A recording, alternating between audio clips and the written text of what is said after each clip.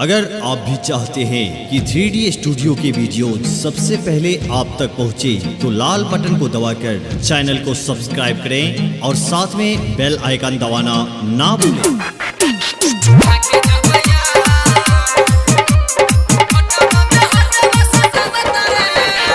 Music by 3D studio. Shiv Narayan उठा के जबैया माई रे उठा के जबैया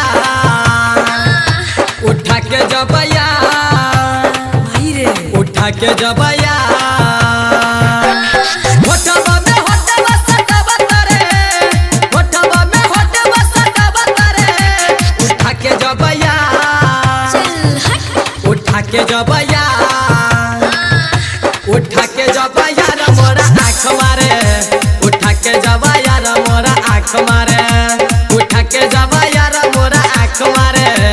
उठा के जबैया रे मोरा आँख मारे होठवा में होठवा सटावा तारे होठवा में होठवा सटावा तारे उठा के जबैया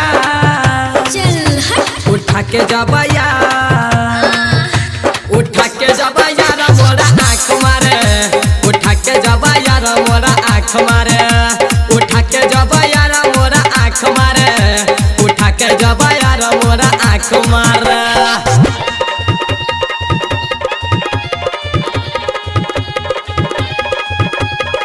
म्यूजिक बाय 3D स्टूडियो।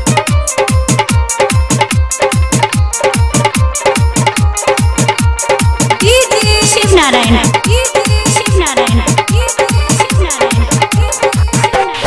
हाथ पात करे में उनाही ला जाला सैया जी के हरदम जिया धारा काला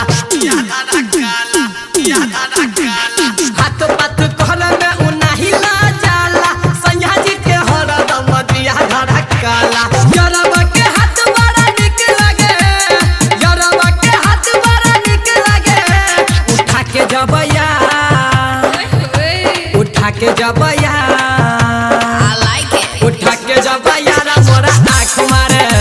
उठा के जबैया रे मोरा आँख मारे उठा के जबैया रे मोरा आँख मारे उठा के जबैया रे मोरा आँख मारे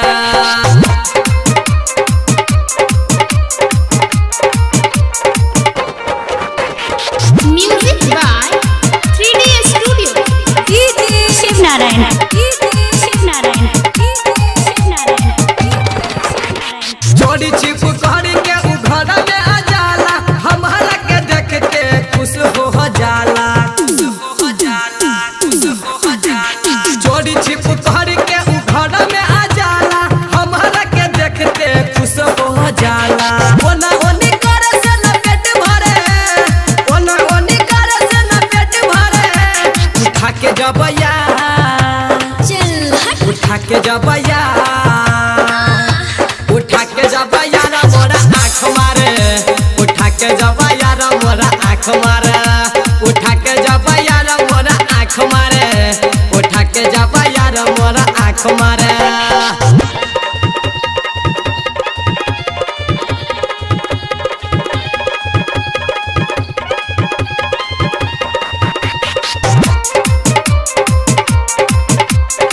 music by 3D studio. Shiv Narayan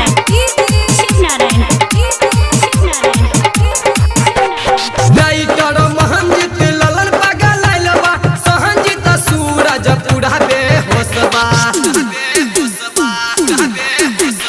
अकल सलहंदर पूरा परेशान बा सहंजित मंजित ओही पदियान बा अमरजीत भी जाए खाली आँख मारे अमरजीत भी जाए खाली आँख मारे उठा के जबैया